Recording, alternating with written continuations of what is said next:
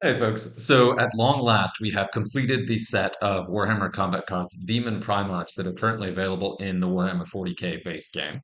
With Mortarion, the Primarch of the Death Guard.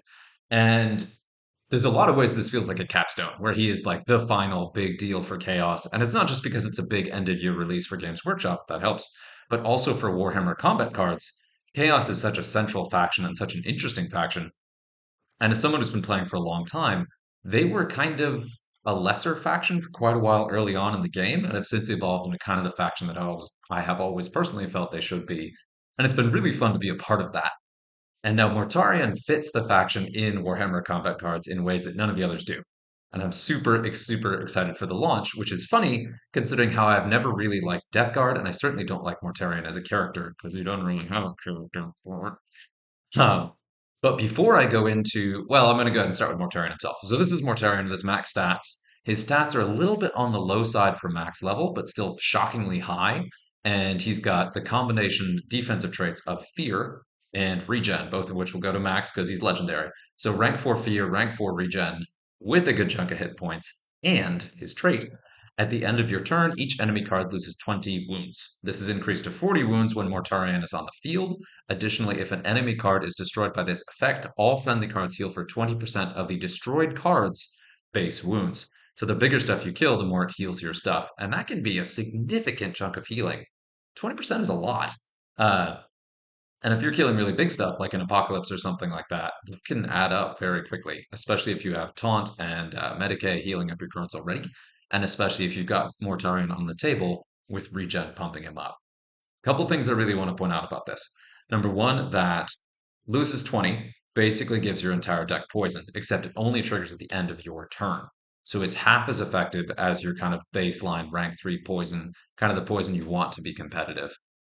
Now, one of the reasons this stands out, though, is that Mortarion is chaos. He's sort of fundamentally chaos. And I've talked a lot before about how I think that poison is actually the defining card trait of chaos. That chaos is better poison cards that A make better use of than most of the other factions in the game. And Mortarion really highlights that, which being the host of plagues, the Nurgle chosen demon Primarch, totally makes sense. Now, real quick, I'm going to do a quick interlude, and I'll try to do chapter markers on this, because the goal of today's video is to actually look at deck building with Mortarion.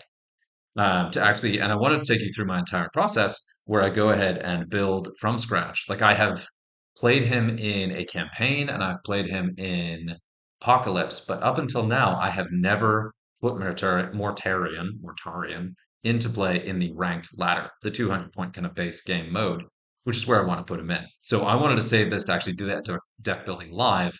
But to kind of hammer this home about why I think Mortarion is such a capstone card, I want to take just a quick minute first to talk about this.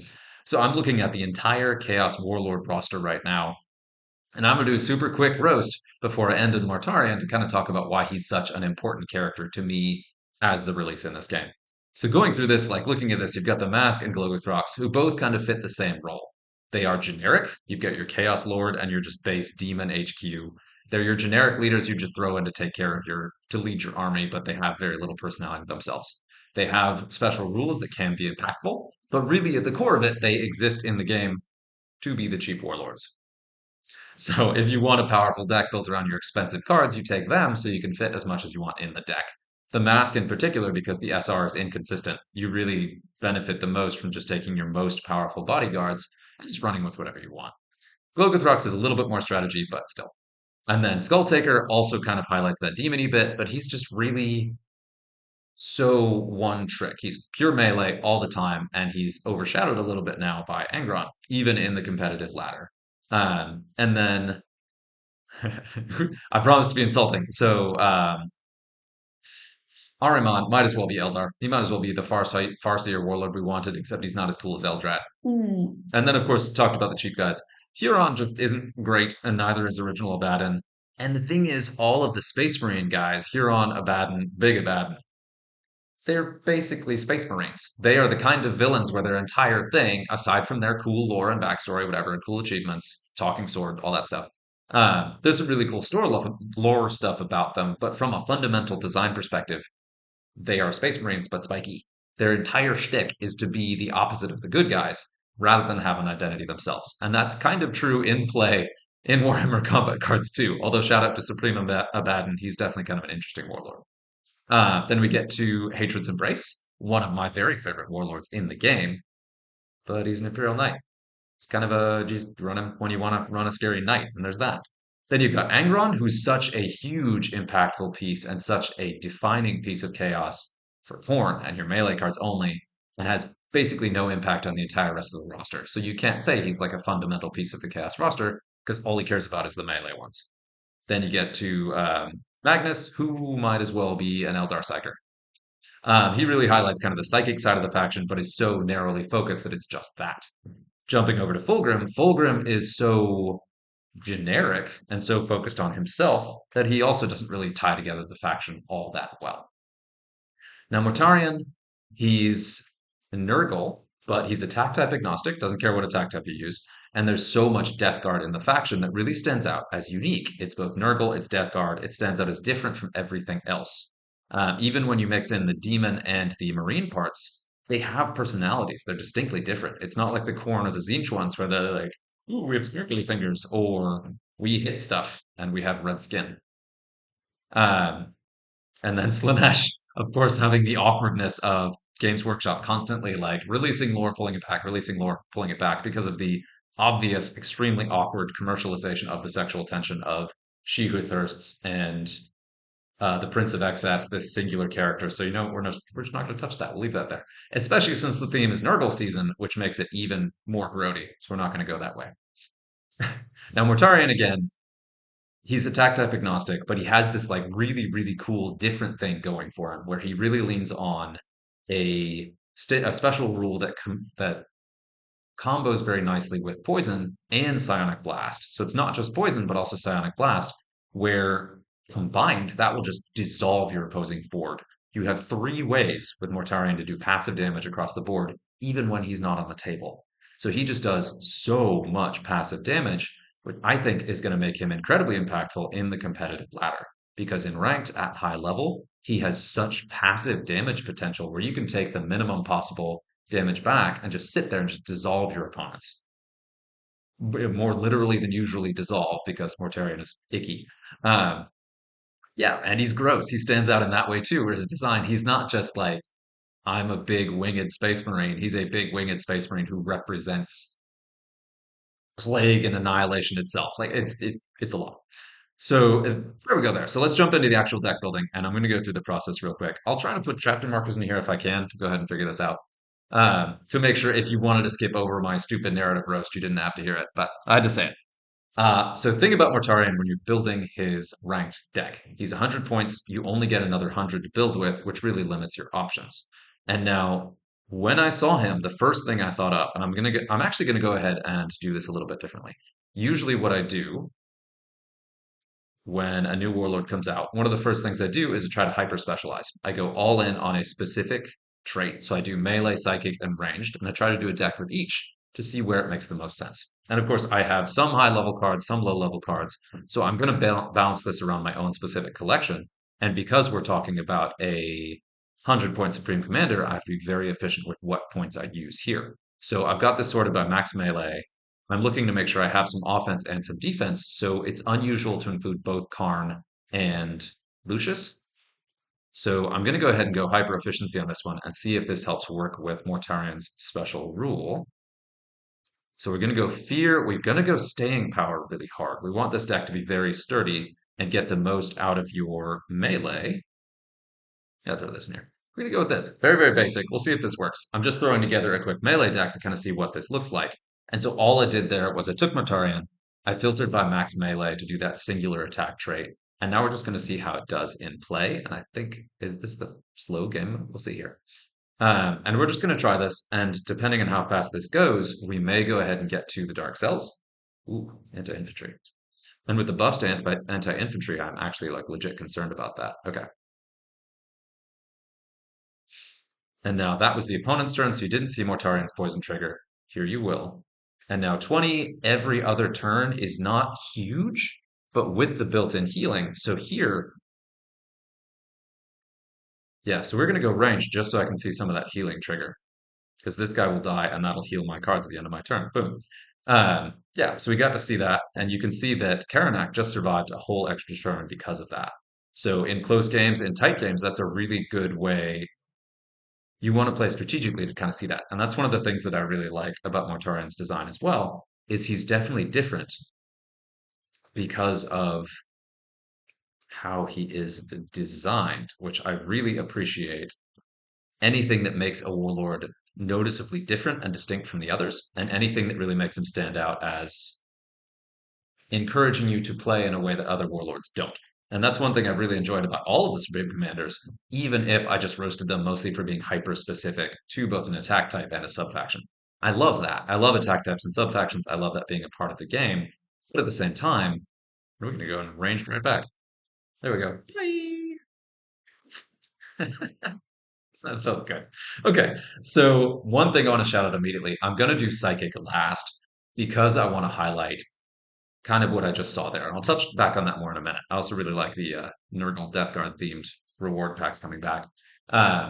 So he can work with melee. That was perfectly fine. Getting the extra bonus damage and the built-in healing adds something that we haven't seen before.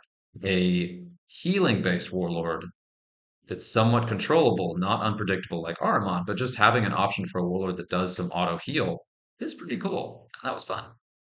So we're going to go ahead and do here in Chaos, that is. Of course, we have some others that do it, but healing warlords are actually quite rare outside of servants. Oh, right. Outside of servants and necrons, I suppose. So now we're going max range. We're going to see like what a mono range deck would look like in ladder, what kind of stuff we can put in there. And this is going to be interesting because Chaos's ranged roster has definitely improved. And we've got this guy in here with a little anti-infantry. But it's not super strong. And especially if you don't put a ton of thought into how you're going to make it work. Now, for this one, I'm actually going to do a little bit more defensive. And right out of the gate, we're going to reset this and throw in some of the cheap taunts. Of course, you got to start with the Nurgle one. And then let's throw in this one. And then just to throw in a little ranged, I hear Silas is really good. Yeah, he's got ranged. And it actually makes sense for Mortarion decks to have some cards that don't do a ton of damage so that you can, when the opportunity arises, plink something just a little bit, put it in the range where Mortarion's ability will kill it so that you get that extra health. And now this is one of those cases where you don't necessarily want to chase the special rule because the special rule itself is kind of gimmicky. Like you want to win the game. You don't want to get so focused on the rule that you're losing the game or you're taking too many risks just for the sake of getting that regen when you could have gone for a kill shot. But I do want to try it out and see how it works to see if I can kind of figure out how to make the best use of it. And now there is one upside to playing a range deck, and that is that opposing range decks will be less, well, until that, will be less likely to use their primary attack stat because you can disincentivize them from doing that because you have a strong hit back on them. Now, can I kill that? I doubt it. No. Okay. So here we did that. Do the Morty poison. Bloop, bloop, bloop. That anti-infantry worked against me there. And that's the thing too, is like if you're chasing that special rule, you run up against a lot of points where you're doing stuff that is not the most sensible way to play the game to chase the special rule. And that's something I do a lot with some of the other warlords. And so I had to watch myself when I was building the Mortarion, even in Apocalypse and in the campaign. But you really have to watch that in a ladder. Here's the gamble. If I play a Mortarion, will this get across from me? It did. It's great. But I should be able to comfortably just kill that. Oh no. Yeah, we'll do it. And Mortarion's melee is significant, even at low level. Ooh, and we got a heal off that. Um, so he's a very strong warlord. And one thing I forgot to mention, he's the first Chaos Omni attack warlord where he has an attack stat every single type, which makes him super, super strong in the end game, especially with his self-sustain, especially with his decent attack stats, his high wounds, and the double defensive traits, and the self-heal. He's one of the most durable Chaos Warlords on the roster by a significant margin. And it's pretty extraordinary. And then it's really satisfying when you get to the end game and can win it with Mortarion straight. And I'm really glad that in this recording, I just did it twice in a row. Okay. So we did melee just because that's kind of your baseline for Chaos. Chaos does sort of lean on melee a lot, hence Angron being so powerful. Now the next I did ranged because that was kind of the final offshoot attack type. This time I'm going to jump in and start with Psychic.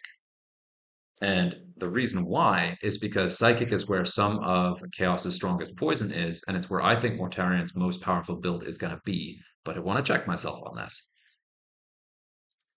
And so we're going to look at Psychic, but this time I'm also going to be a little bit more careful building an actual thought out deck because I think that this is actually where Mortarion's going to be really, really strong. So I'm going to go straight for our 24-point Psyker because I dumped my wild cards into this thing to make it poison and psionic blast. So you get him to level 7, formerly 9, but now level 7. And I mean, ideally you want 9 because then you get poison rank 3 and you get psionic blast. That still is the place where this card really, really shines. And if you have the wild cards to dump into him and haven't yet, strongly recommend this because he is incredibly powerful in the Dark Cells. Now we also need some durability, some taunt. So that gives us psionic blast and poison. This is going to be my psychic deck, so I'm going to double down on that. Now both of those do passive damage. You got psionic blast and poison on top of Martarion's trigger, so this should just melt opposing decks in a very passive way. So what I need to focus on here is keeping those two alive. So we're going to do a little bit more durable taunt, and then we'll put in some of the cheap taunt, and then we'll throw some Medicae in here as well. And you're not going to see me focus heavily on offense because I don't think this deck is going to need it that much because the amount of passive damage this puts out should be really impressive. Now, I do still need a bit of a tar pit, and luckily I have 35 points to put our recently buffed highlighty boy here. And this is a heavily Nurgle focused deck with a little Zeech thrown in there for the demons. Now, I mentioned the special rule before. One thing that you may not have seen that I will definitely, well, I'll highlight it here when it happens. Ooh, that's base Shadow Sun. This is going to be interesting. And now, non-Supreme Commander Shadow Sun is an interesting matchup because with her end of turn, or when she deploys the heal that she does, that could save some of these cards. So, Psionic Blast. So these guys are going to take Psionic Blast and Poison. I'm going to go ahead and hit them in melee. So watch this. Poison triggers, and then Mortarion's trait triggers. The end of turn auto damage, Mortarion's triggers last. And I'm going to play him early to see if I can get some of this healing. But I'm a little concerned about that because I think this will kill cards too much. See, there a card. Uh, so that's something that was flagged. And I don't know if you noticed that. I'm going to pause before I take my actual turn here. Now you can see that those cards are just evaporating. I'm chainsawing through that deck because of the amount of passive damage going through. But one thing you may have noticed is that every single time there's been an end of turn kill, it has been done by poison, where the poison is killing these cards more quickly than Mortarion's trigger can get them. And now Mortarion is on the board. So we're going to see that change a little bit. So at the end of my turn, they'll take 40. And there we got a little bit of healing out of that. But that's a bit of a problem because Mortarion needs to get that healing. And my one concern with really leaning heavily on poison here is that you're going to actually lose your healing. So one of the areas where Mortarion is particularly interesting is that he is a warlord who encourages you to play him early because he has his regen and his automatic healing. If you have a high enough level Mortarion to just like go to town, he's one of the single best, most fun warlords to play early. Like do like a 5 bodyguard deck and make sure that Mortarion is in your first deploy every single time, and then you get the additional auto damage. You get, and actually let me build for this.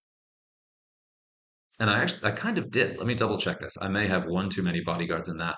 But I built a deck where I can potentially deploy Mortarion on that first deploy. Yeah, so it's 5. So you get 3 shown at a time. Warlord is always shown last. Let's just do this again. And I'm kind of scattershotting a lot here. A couple things that I'm thinking through before I really get into this turn. So I'm talking about how Mortarion is really good to deploy early because his regen can build up right out of the gate, where he can gain a bunch of hit points both between his base regen and also because of. So you should be able to deploy him. No, okay. So I have one too many bodyguards. I need one fewer bodyguard, and then I could deploy Mortarion at the start. Give you a little fear. And this is a thin deck, so we should really see this just get evaporated between the Poison and Mortarion's hits and the Psionic Blast. Like, these are high-level cards in a tough deck, in a Corpse Lord deck, so we're going to see them regenning, but you can see how quickly those hit points are going down. I'm alternating attack types to give myself some buffs. I almost killed this thing in like 3 turns. That is crazy how much damage I was able to do to that quickly. Now I'm not getting Mortarion's regen triggers, which is a problem, and I need to kill that. I don't want Big Game Hunter across from a low level Mortarion. But this is a level 3 Supreme Commander. This is a level 3 Warlord, and that's 2 games in a row where I have played him as early as possible. And I love that. I love that. And he is, on some level, able to get his additional healing out here. So let's see, I think we got poison, and then boom. Yeah, nice. So we got a heal on that. In the Dark Cells, we may see a little bit more consistency on that, where I'm able to get Mortarion's healing to trigger. Up to now, though, cards are too fragile. If you have Psionic Blast and Poison in your deck, you're going to kill cards too quickly to reliably benefit from the healing. So one of the ways that I'm really encouraged to play Mortarion is to, and let's actually make this. I'm going to build this deck and then talk through it. So I'm going to build a deck that's designed to have Mortarion deploy in the initial deployment. So I need a maximum of 5 bodyguards so that when I choose my last card to deploy, I always get to see Mortarion. So this one would do it. Let's change this out. And as much as I like this, I'm going to go ahead and change things a little bit because I need. So we've seen that the poison is very effective and very, very powerful. Uh, let's see. So of course we're taking him. So you've got that Psionic Blast and Poison. I don't think I need the additional Psionic Blast, and I don't really need our extra Nurgle. I do need to make sure I have some durability, hold down a flank. I do need to make sure he stays alive. So we're probably looking at a powerful taunt. And so I get one more bodyguard at 24. And I think that is perfect. There it is. So we've got taunt, we've got psionic blast, we've got poison, we've got endless for durability, we've got Mortarion himself, we've got target acquired to help deal with like thorny particular targets. And let's try it. So if you're building like a super, super high level deck, something like this is what I would recommend. If you want to play Mortarion himself early, to really lean into what makes him great. You want high level Mortarion with either Omni upgrades or Wounds upgrades to help really emphasize his hit points. Against a Tolmeron, this is going to be interesting. Okay, and so this is a really interesting matchup to try out. So I don't have Taunt on the table, which is definitely a problem. But I do have Psionic Blast. I've got that Poison. And I've got Mortarion, so he's going to boom. So we got some healing off on that one. And this is an interesting matchup too, though, because Mortarion himself also has a ranged attack, which is pretty rare in cases like this. I need to kill these, especially the scary one. And if that goes, okay, good. Don't go. Okay, all right, we did it. And now this is a relatively low level deck. Um, well, not actually. That's fairly high level. That's a very scary matchup. So this was an extreme risk playing Mortarion that early, but it worked out. I should comfortably finish this off. Uh, we may already see that Mortarion is probably going to get a nerf fairly quickly, but in the developer stream, which if you haven't seen it, it's totally worth watching to hear kind of what went into this design, like why Mortarion's stats are the way they are, why his traits are the way they are, why his ability only triggers at the end of each turn, and why it's the last, so you can kind of accidentally trigger it. Um, if we were to make him as possible as powerful as possible, you keep that 20. So but you make it every single turn, and you make it apply when it would get the kill.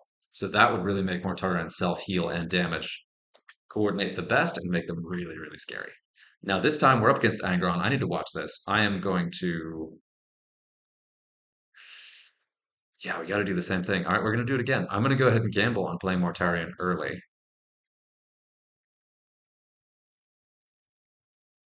Hmm.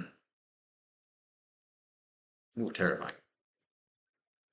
But now, nice. Okay, so between the poison and Mortarion's ability, I should get at least one of these kills to get some healing.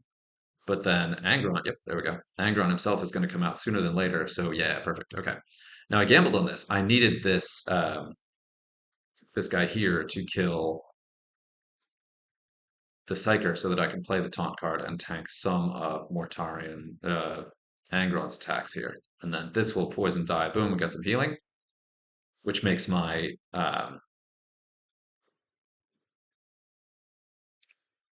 do we have enough? Yes, we do. There we go. Boop, boop. And Mortarion himself getting the kill on Angron. That was fun. Excuse me. Yeah. So this is like really that high risk, high reward place that I really love playing. And that Mortarion just screams play me early. So he can build up his regen, so he can get that extra durability, so he can get the healing, the self-healing, and get the most powerful version of his special rule. And I love that. That the design of the card, the way he plays, is all really built around playing him early to get the most out of him. And how cool is it that he works this way? Um, yeah. And so this is the thing, like Mortar, and another thing too is when I did the roast of the Chaos Warlords, all of them going through together, most of them have some sort of defined personality, or they're the true generic. So the true generic, like the Mask, Flogothrox, they have some backstory somewhere, but not really. And then characters like Aramon, Angron, they have these really established personalities, where Mortarion really doesn't. And poison, poison, poison, and that was a bummer. Yeah, so all of those dying to poison and not dying to Mortarion's ability does limit my healing a bit. Again, I think that's going to, yeah, that's enough. God, it's scary. It's really scary. And again, this is a level three. This is level three. This is not a high level Mortarion, and his ability is scaled as his ability is independent of his level. So his auto damage on the board is always the same. His healing is always the same, even as he gets more powerful, which is tricky to balance. That's a case that we don't see because it's not a trait like fear and regen that would it's not a trait like fear and regen that we would see scale with his level. So that means that a low level Mortarion is unusually threatening between the passive damage, the all attack types, and the self heal on the high wounds. Plus, even baseline at level three, he still has ranks two and one of the defensive traits. Can you imagine how scary this would be if he was max or even close to max, where he had like three and two? That's like half. That's not even close to max. Three and two would be like a legitimately frightening card. And I kind of appreciate that we've got representation from three of the four Chaos Gods here, because you got Slanesh, you got Nurgle, you got a little Horn in there. Shame about Zeech not making the cut, but we could probably figure out the deck to represent all four. I always really like, especially for Chaos in general, having cards that represent the full Pantheon, or having decks rather that represent the full Pantheon. Blup, blup, blup. Oh, took out my Psyker, you jerk. Do we gamble? We gamble. We got rank 2 Fear. That should already be enough to really keep Mortarion alive in this matchup, and this is a low level Gilliman. And then poison, boom. We got some healing. Yeah. So that's tricky too, because you have to think a couple turns ahead because poison triggers at the end of every single turn, but Mortarion's kill triggers only at the end of your turns.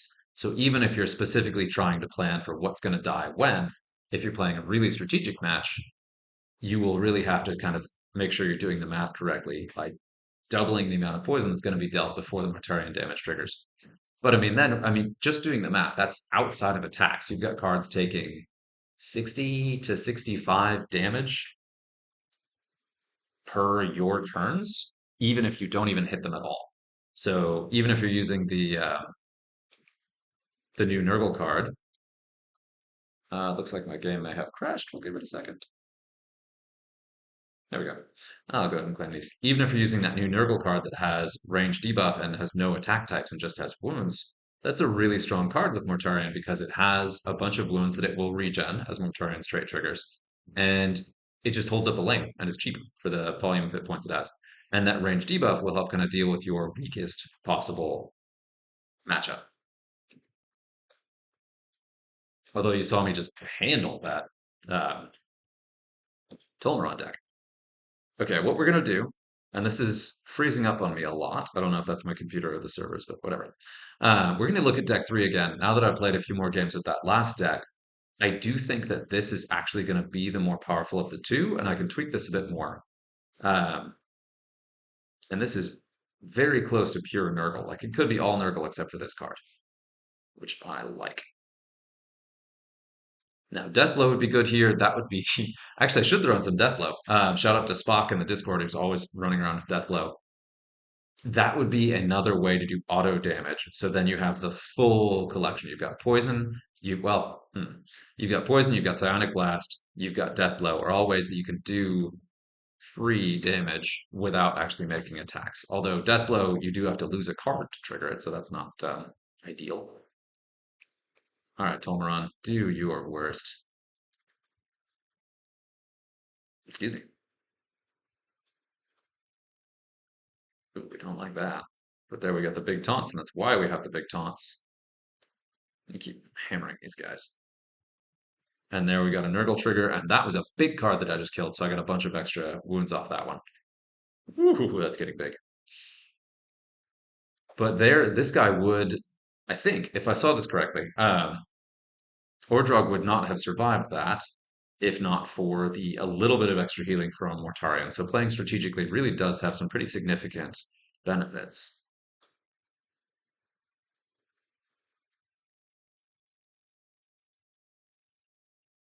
And this again, I really love that he's a warlord who is actually incentivized to play early because all of the other ones, there is not a single other warlord in the Chaos roster who actively gets stronger while on the board while also having the ability to keep himself alive. That's really cool. And then also being the Omni attack. Yikes, man, Mortarion is. So he's a very, very strong contender for like the flagship warlord in Chaos. He's been super, super fun to play. Uh, rather than make this video too long, I did want to go ahead and jump on from here. Quick shout outs at the end for those still watching, if you're still with me.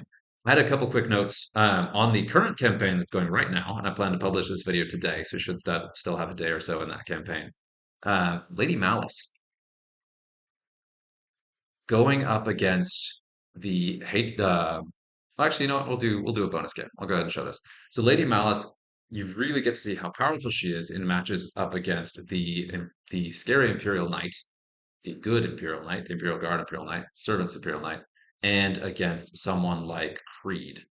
Holy crap, does Creed hate going up against Malys because the two are just pulling cards back and forth the whole time. Uh, yeah, but this was pretty cool. And then also, yeah, okay, so like I want to hit that and that.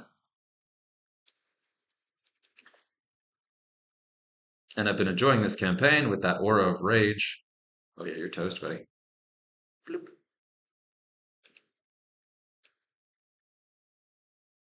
And I'm feeding some of these cheaper cards in here so that they will take some of the hits from the scary stuff.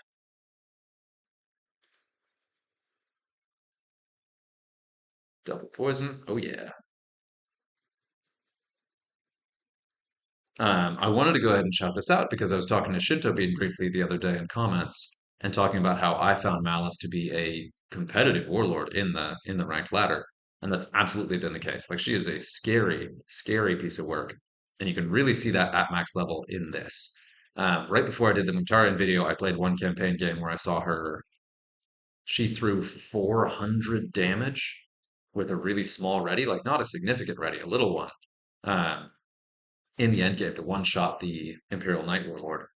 It was and not one shot, like he'd taken damage up to that, but still that was a lot of damage, and I was very, very impressed. Yeah, I do that.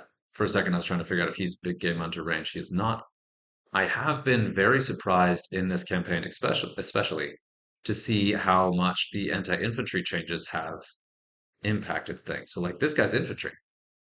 I would not have considered this infantry. I would be pretty clear that this is bulky, but Um, and he is too. Like some of these cards that, I mean, yeah, they do function as infantry, but those are really big buffs to anti-infantry.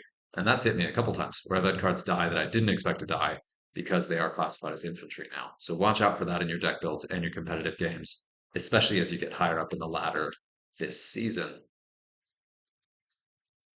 But yeah, I just wanted to demonstrate Malice and talk about her. She is a really, really fun and interesting warlord just for being able to redeploy your cards and move them around. That's such a strong ability, but also that double poison ability really helps in the Dark Cells. You can take down some incredibly scary decks and cards that normally would be more challenging by double poisoning them. And you've got double poison and a little psionic blast you can put in there too to really, really help kind of hit a lot higher than your card levels would normally let you. But yeah, we're talking about Mortarion here. So just a quick recap these decks. This one is the super high risk, super high reward one. You could do this with just three bodyguards and throw in a bigger taunt or a like one of the demon princes you could throw in there. Let's actually try that. You know what? Let's try. Let's get it weird. And this, I don't think the ranged deck is the way to go, but that Mortarion has a meaningful ranged attack really does help if you wanted to go that route. Let's see how he works with another high defensive trait card. Because looking at his ability, it's super strong, especially the auto healing piece of it coming after that top damage. It's really, really powerful. It is held back by requiring that the kills happen from that contagion, so you don't just get it otherwise. Oh God, that gives us very few hit points to or cards to work with. So we're doing just straight up three. What can we do if we just play a three-card deck? What can we do at 23? Oh God. Um, and that's 23, not 24. It is 1 point shy of being able to do the poison bodyguard, right? Oh, yeah, it's 1 point shy. So 23, we can throw this guy in here. If mine was higher level for that Inspiring Presence, that would be a great pick. Let me throw this in here. Look at that. Oh my God, we're gonna do it. And I expect to win this, mostly just because I'm not in the Dark Cells yet. I'm not facing really tough opponents. I have a high level Lord of Change, and that with Mortarion should be enough here. But if I go up against, oh, really? Okay, what did he do? Oh my God, I could not. I'm so glad I played this game. I couldn't have asked for a better like stream map. All right, we get the other demon. What do you got? What did he? Oh, he did. Okay, all right. So this guy's just a couple points cheaper to the point where it lets you do that. That is unfortunate. He's also got the level two. All right, grudge match. Now him going for it is a problem. One huge advantage I have is that he's got a lot of incentive not to do his primary attack type. So I'm going to kill this before it does that psionic blast because he didn't want to do it, and I got some healing off that. So that by itself actually clinched this. If that had been a human player, I am curious how this would have been different. So it actually is a pretty uneventful shutdown matchup. But oh man, oh man, and then we got like the oh, that was so good. Like the little narrative bits in this too. I have to end on that point. No, okay. I'm sorry. I keep changing my mind. We're gonna do one more game with this, just to go ahead and show this off, just to go ahead and talk about this because that was just too good. Um, wow, wow, and we got to phalanx. Good job, folks. Okay, one more, just to see if this can hang against a more kind of normal deck because that was the best decision the AI could possibly have done. It's a little bit chilly here finally, and my cat is directly behind my computer, really enjoying the hot fans and just like soaking that up. It's really adorable. And she's so close that I couldn't actually see her anymore, but I knew she was there. All right, so let's see how this goes. And this is against a bonus attacking Canoness. Had every incentive to do the attack type that Canoness wants to do here. And there we go. We got a little regen. Oof. Taking an utter beating here. But this should be a fairly comfortable win too. And there we're going to get some more healing. Double healing. Oh man. And there's no limit on that healing. If you somehow, well, I guess you can't do an endless card. No, you can't. I was trying to figure out if there's any possible combination of things that will let you have an endless card on the opponent's side that you kill twice, including your death blow dying to a poison.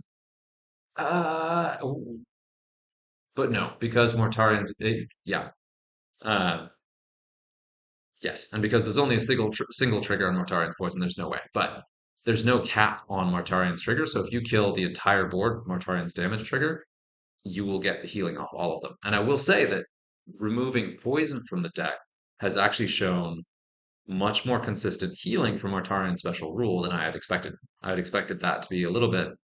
I thought that the man really probably because there's a cat in the vents. I had expected keeping Psionic Blast in to get more kills than this, so that Mortarion's trigger was doing less. But Mortarion himself dealing 40 damage at the end of your turns really does get more kills, and so I'm getting a pretty significant amount of healing. All right, I see you. I see you like the Grey Knight through the Death Guard. What's the word I'm looking for? Grey Knight helmet staring through the Death Guard cosmetics. That's the word I'm looking for. Okay. This again should be a pretty easy match. That's a low level. That's another low level Killerman. And these, I really do want to do a little bit more of this in the Dark Cells. I'm going to play Mortarion up to the Dark Cells. He's going to be kind of one of my dominant warlords this season. I'll see how he performs to kind of the top level. I'm pretty excited. I think he's going to do well, but there's no way I can keep doing this like 4 card or this 3 card deck and actually make it that high at these card levels. If I had Mortarion with like a couple levels higher fear and or regen, he could really hang in the top there, especially getting the built-in healing, but I wonder what the ceiling is for that because there's no way you can keep doing that too high. But anyway, we will leave it there. You've been great. I hope you have had as much fun listening to me talk about this as I have had talking about it. And I would love to hear what you're doing with Mortarion and how you like it. So anyway, there we go. Mortarion closing out our Demon Primarchs. That does leave us with the question, what's next?